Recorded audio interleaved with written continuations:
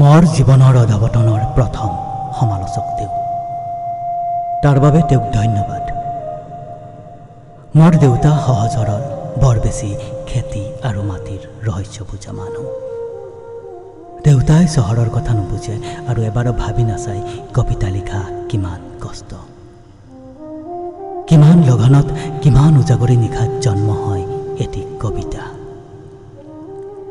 দেউতা, চহৰত কবিৰ মূল্য নাই সভ্য সমাজতো। গাঁৱতে এইবা কবি কিমান নিৰৱধ।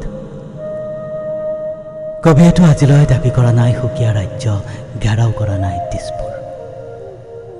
ধৰ্ণা, শ্লোগান, অৱৰোধ একেবাৰে বাজে বস্তু।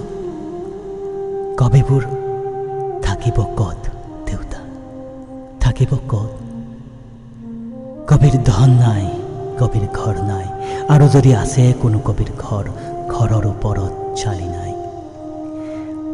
বাকীবোৰৰ কথা বাদেই দিলোঁ।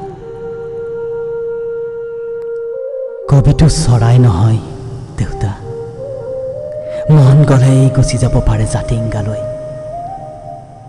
কবিয়ে কেতিয়াও ধৰ্ষণ কৰি পোৱা নাই, কাকো হত্যা কৰি পোৱা নাই, কাৰো চিঙা নাই বুকুৰ গোলাপ।